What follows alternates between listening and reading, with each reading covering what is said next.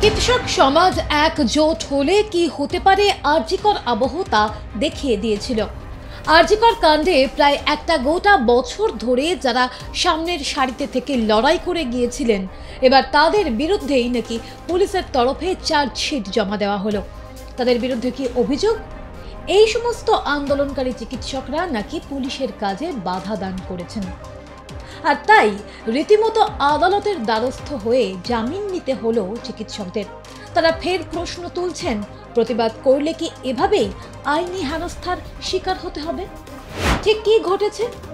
আরজিকর আন্দোলনের সময় অভয়ার জন্য ন্যায় বিচার চেয়ে এবং রাজ্যের স্বাস্থ্য পরিকাঠামোয় সংস্কারের দাবিতে চিকিৎসকদের একাংশ বসেছিলেন ধর্নায়, লাগাতার অনশনও করেছিলেন।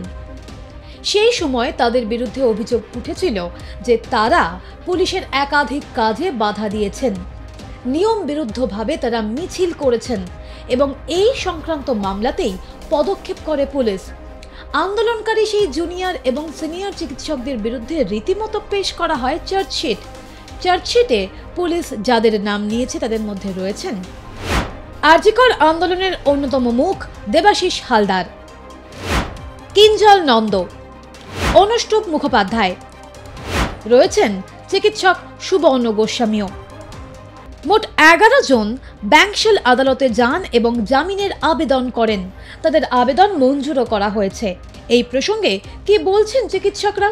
এই যে চিকিৎসকরা প্রতিবাদ করছেন এবং তার জন্য আপনাদের বিরুদ্ধে চার্জশিট দিতে হলো এবং তাদেরকে আদালতে গিয়ে আগাম জামিন নিতে হলো। এই রাজ্যে কি তাহলে প্রতিবাদ করলে চিকিৎসক থেকে শুরু করে সাধারণ মানুষ বারবার করে এইভাবে আইনি হেনস্থার সম্মুখীন হতে হবে? কি বলবেন? একদম পুরো রাজ্যটায় গণতন্ত্র বলে কিছু নেই, পুরোটাই পুলিশ স্টেটে পরিণত করবার একটা চেষ্টা চলছে। পুলিশই ঠিক করে দেবে যে কারা দুর্নীতির পক্ষে থাকবে, যারা দুর্নীতির পক্ষে থাকবে তাদেরকে পুলিশ প্রোটেকশন দেবে, আর যারা দুর্নীতির বিরুদ্ধে কথা বলবে পুলিশ তাদের মিথ্যে মামলায় মিথ্যে অভিযোগে অভিযুক্ত করে রাষ্ট্রীয় নিপীড়ন নামিয়ে আনবে, নানান রকম ভাবে হয়রানি করবে। এটাই এ রাজ্যে দস্তুর হয়ে গেছে এবং আমরা এর শুধুমাত্র আইনভাবে যা লড়াই করা সে তো লড়বই, আদালতে বুঝে নেব। আর তার পাশাপাশি আমরা সাধারণ মানুষকে নিয়ে, সমস্ত চিকিৎসক সমাজ আমাদের পাশে আছে, তাদের নিয়ে আস্থার আন্দোলনও যেভাবে চালিয়ে যাচ্ছি সেভাবে চালিয়ে যাব। স্যার, আরো একটা বিষয়, এই যে আদালতে গিয়ে আপনাদেরকে আগাম জামিন নিতে হলো, এই বিষয়টা কিভাবে দেখছেন? দেখুন, হচ্ছে যে পুলিশ প্রথম কথা হচ্ছে যে অতি তুচ্ছ কারণে আমরা মিছিল, মানে কার কোন বিনা কারণে বলা যায়, সেটা হচ্ছে যে আমরা মিছিল করেছি। চিকিৎসকরা মিছিল ডেকেছেন, সাধারণ মানুষ এসে দলে যোগ দিয়েছেন স্বতঃস্ফূর্ত ভাবে। কিরকম সেটা সারা বিশ্ববাসী দেখেছে গত বছর অগস্ট মাসে। এবং সেখানে হচ্ছে যে শুধুমাত্র মিছিলে স্লোগান দেবার জন্য বা মিছিলে হাঁটবার জন্য হচ্ছে বিচার চেয়ে, অভয় বিচার চেয়ে মিছিল করবার জন্য পুলিশ আমাদের নামে মামলা দিয়েছে। শুধু মামলা দিয়েছে নয়, মামলা দেওয়ার পরে তারা স্বাক্ষর গ্রহণের জন্য আমাদের যখন নোটিশ পাঠিয়েছে, সমন পাঠিয়েছে, তখন আমরা এসে হাজিরা দিয়েছি বিভিন্ন থানায়। তারপরেও পুলিশ আমাদেরকে পলাতক হিসাবে, ফেরার হিসাবে দেখিয়েছে। যারা ইভেন সরকারি সিস্টেমেই আমরা কাজ করি, সরকারি সিস্টেমে আমরা প্রতিদিন হাজিরা খাতায় সই করছি, আমরা বেতন তুলছি, অথচ পুলিশ আমাদের ফেরার দেখাচ্ছে, পলাতক দেখাচ্ছে। এর থেকে বড় মিথ্যাচার আর কি হতে পারে? এবং হচ্ছে যে এটা করে তারা আসলে এই আন্দোলনে যাতে আর কোনোভাবে নতুন করে দানা না বাঁধে সেইটাই তাদের লক্ষ্য।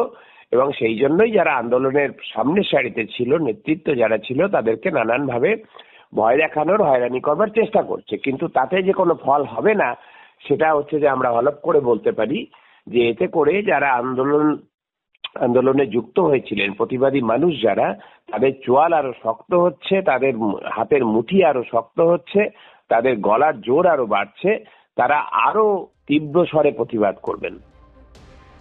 আদালতে চিকিৎসকদের পক্ষে ছিলেন আইনজীবী ইয়াসিন রহমান। তিনি জানিয়েছেন, চিকিৎসকদের লাগাতার আন্দোলনে সরকার ঘাবড়ে গিয়েছে এবং তাই তাদের বিরুদ্ধে কঠোর পদক্ষেপ গ্রহণ করা হয়েছে। আর এই কারণেই চিকিৎসকেরা স্বতঃপ্রণোদিতভাবে আদালতে হাজির হয়েছেন এবং জামিন নিতে বাধ্য হয়েছেন। এই সংক্রান্ত মামলা লড়েই জিততে চান তারা। রাজ্যের সরকার অতিরিক্ত বাহাদুরিগিরি করছে, ফলে আরজি করের হত্যা এবং রেপ সংক্রান্ত বিষয়ে যে সমস্ত ডাক্তার বাবুরা সিনিয়র জুনিয়র ডাক্তার বাবুরা তাদের যে কলিগকে এইভাবে ব্রুটালি রেপ এন্ড মার্ডার করার জন্য প্রতিবাদ করেছে, সরকারের এই প্রতিবাদটা যে সহ্য হচ্ছে না, তাই ডাক্তার বাবুদের বিরুদ্ধে মামলা করেছেন। পরবর্তী পর্যায়ে বিভিন্ন সময়ে ডেকে নোটিশ দিয়ে ওদেরকে হয়রানি করার চেষ্টা করেছিল এবং সর্বোপরি এখন যে আদালতের আঙিনায় পাঠিয়ে দিয়েছে যাতে যে তাদের ট্রায়াল হবে, বিচারের প্রক্রিয়ার সঙ্গে তারা যুক্ত হচ্ছে। তা বিচার প্রক্রিয়া তারা পার্টিসিপেশন করবে এবং তাদের যে তারা যে নির্দোষ তাদের প্রমাণ করার চেষ্টা করবে।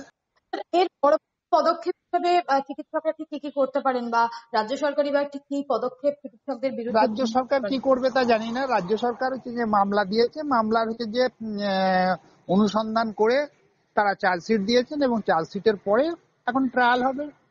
ডাক্তারবাবুরা যদি যে নিজেদের যে নির্দোষ প্রমাণ করার চেষ্টা করবে।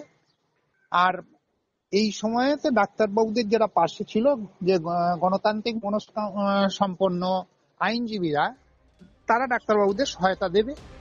আইনজীবীরা স্পষ্ট জানাচ্ছেন, কোনোভাবেই চিকিৎসকদের কণ্ঠ রোধ করা যাবে না। আর তাই যারা আরজিকর আবহে চিকিৎসকদের পাশে ছিলেন এই মুহূর্তে এবং আগামীতেও একইভাবে থাকবেন।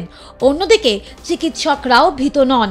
তাদের যতই হেনস্থা করা হোক না কেন, তারা রাজ্যের স্বাস্থ্য ব্যবস্থার সংস্কার চেয়ে, অভয়ার ন্যায় বিচার চেয়ে যে লড়াই শুরু করেছিলেন তা তারা অক্ষুণ্ণ রাখবেন।